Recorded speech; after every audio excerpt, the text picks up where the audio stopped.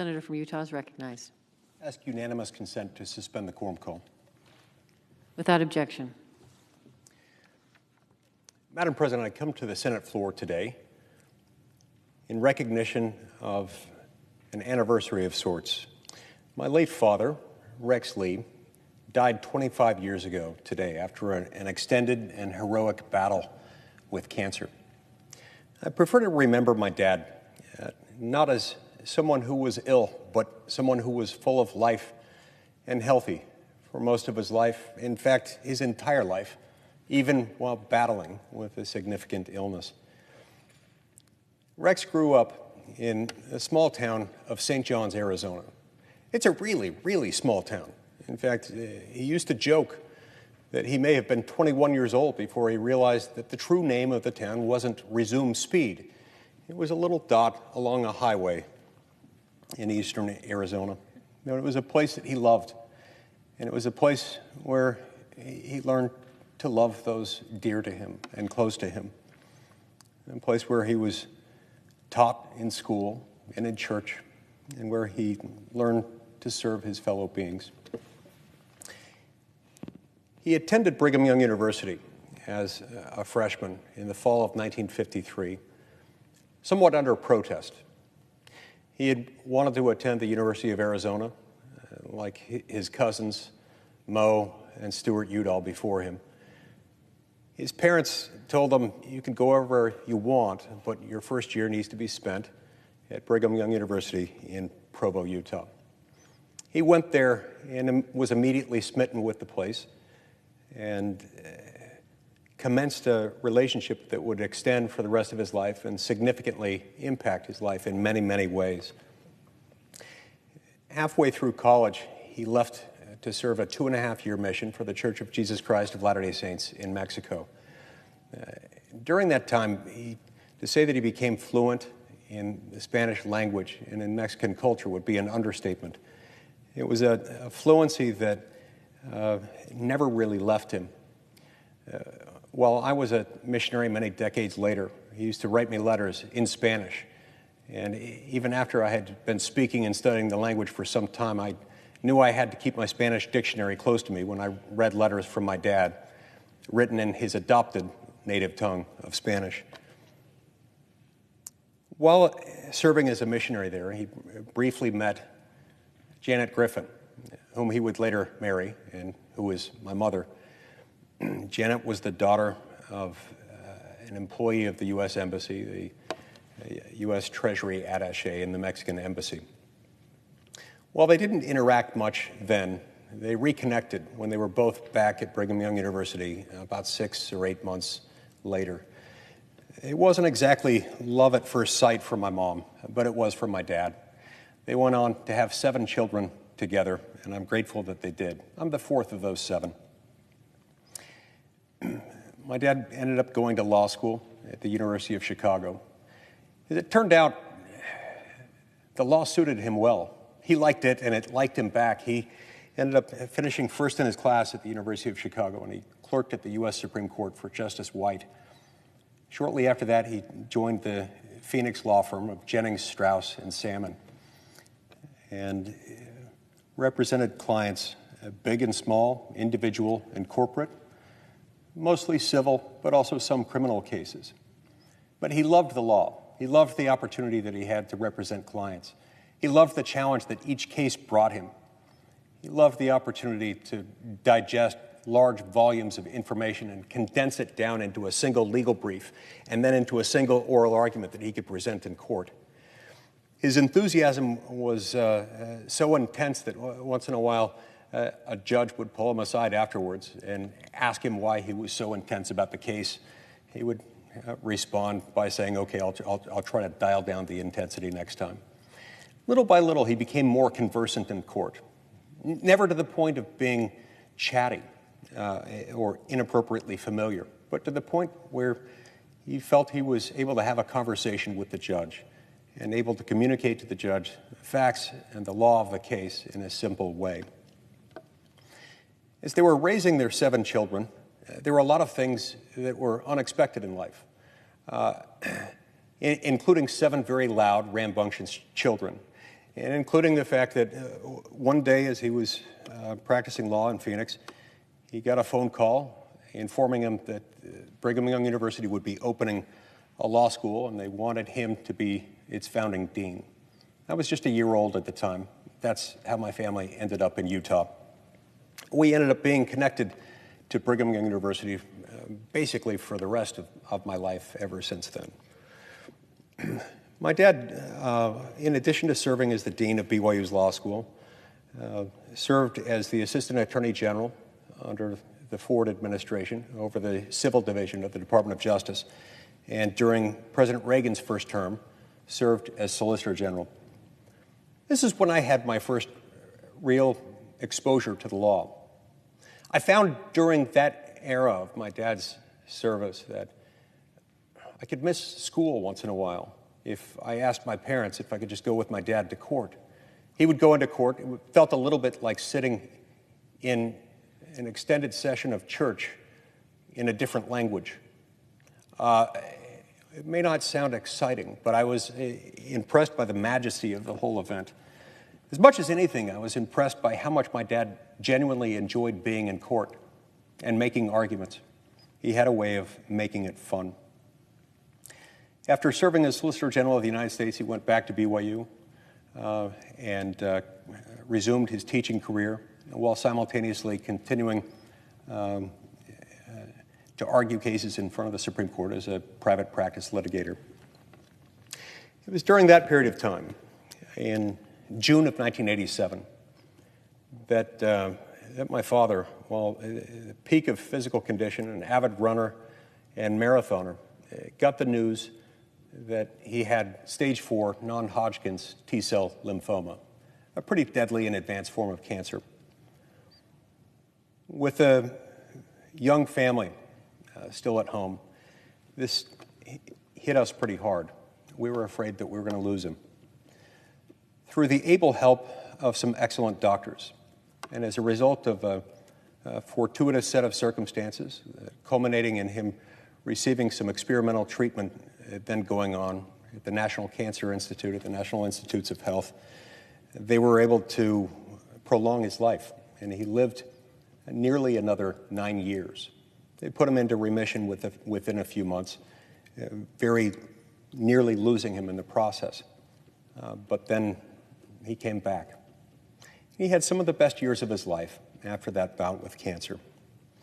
It was just a couple years after that he was asked to serve as president of Brigham Young University. I still remember this happened shortly after I had been accepted as a freshman at BYU, just as I was graduating from law school.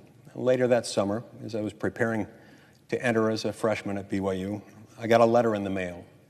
The letter was signed by my dad. It was a letter that welcomed me to the university and then ended with the words, "I look forward to meeting you on campus this fall." So I put it on the refrigerator with a Post-it note saying, "Dad, thanks so much for the really personal note."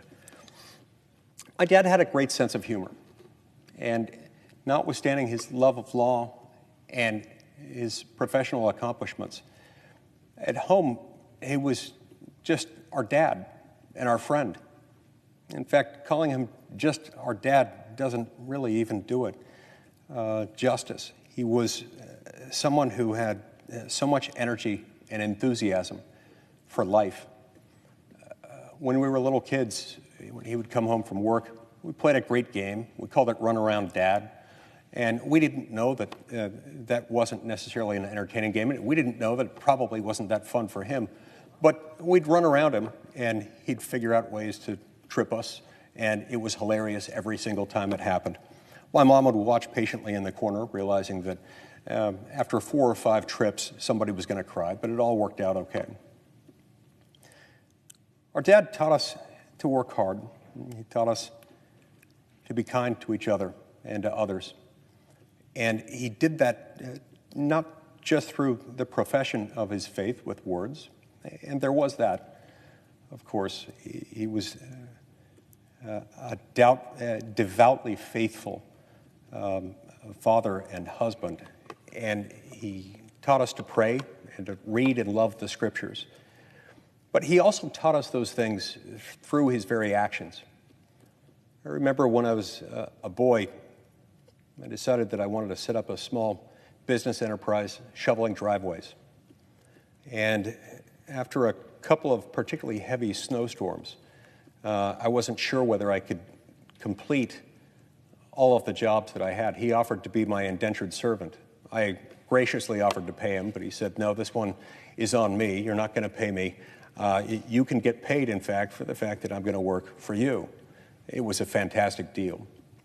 It was one of my favorite memories of my life because he had a lot of other things to do, but he chose to help me, not just to teach me to work, but also so he could spend time with me. And it was a lot of fun. He loved amusement parks.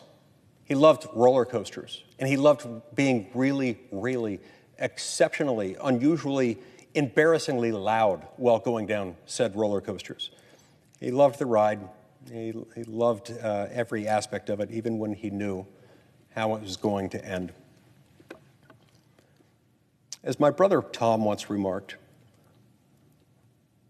recalling a circumstance in which my brother Tom had asked my dad for the name of a particular tool that my dad was using while assembling a swing set. He said, "Dad, what is that?" My dad looked at it, couldn't tell whether it was a wrench or something else. It was a specialized tool used only for a swing set. And my dad said to him, "I don't know what it's called, but when you need one of those, nothing else will do." Tom later remarked, that same description can be used of my dad. There's not really a single word that you can place to describe him, but when you need one of him, nothing else will do. During most of the last 6.5 years of his life, he was serving as president of BYU. He stayed exceptionally busy. He even managed to argue a case or two in front of the Supreme Court every single year he was serving as president of BYU, even though during most of that time, his cancer had come back. It had come back in a slightly different form, slower growing, but less treatable. Notwithstanding the pain that he was enduring and the discomfort caused by the treatment, he never lost his optimism, his zeal for his work, or his love for his family. It was such a blessing to all of us to watch him go through that. We didn't feel sorry for him as much as we should have. But part of the reason that we didn't feel as sorry for him is that unless you really paid attention, you couldn't tell he was in pain. He didn't complain about it. It certainly didn't slow him down. Not at least until the very end. I'll always remember, as if it were yesterday, the moment when I took him to the hospital for what I feared would be the last time, and indeed it was. Just a couple of weeks before his death, I was in my second year of law school, and my mom and my wife let me know that things weren't going well and I needed to go and help my dad get to the hospital. As we were wheeling him in to the hospital that day, I could hear him. He was almost unconscious. Once we got him into the hospital, they put an oxygen mask over him. His voice was muffled, but he was mumbling something. I listened closely. And because I was by then a second-year law student, I recognized some of the legal vernacular that he was using. And I quickly discerned, based on some of his appellate briefs I had recently read, he was preparing for what he hoped and expected and genuinely believed would be his next argument before the U.S. Supreme Court. And I thought, way to go. There to the bitter end, he's ready for what's next. He's ready to stand for vindicating the interests of his client and for doing his job and doing it well. At no moment during any of this, notwithstanding his service in education and government and the practice of law and his extended church service as a lay minister in my faith, did I ever feel that we were neglected as a family. To be sure, he was gone a fair amount at times. He was a busy man. But when he was home, he was 100% home. He was all in. He loved, or at least, if he didn't love it, he at least had us convinced that he loved being at home and loved working with his kids, studying with them, helping them with their homework. When someone serves you that well, that faithfully, that consistently, over that many years, it has an effect, a very positive one. To this day, I still from time to time hear his words echoing in my head, reminding me to do things as best as I possibly can do them. Reminding me, as a lawyer, when you're in court, when you've won your case and you know you've won it, sit down and don't say another word. Reminding me, when you've got a choice between a 10-cent word and a $3 word, choose the 10-cent word every time if it'll do the job. Reminding me to be kind to others and that you'll never regret doing so. Reminding me to give others the benefit of the doubt. Those are things that stick with all of us. So I know I speak certainly for myself, for my siblings, Diana, Tom, Wendy, Stephanie, Melissa, Christy, and my mom, Janet, that we miss him. The state of Utah, the western United States and the United States of America is a better place because of the fact that he was here.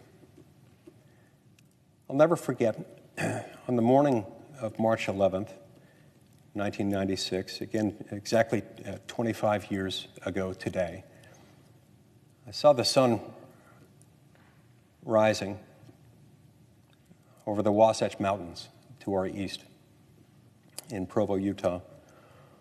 It was at that moment when I realized that it would likely be the last time the sun would rise with my father on the earth.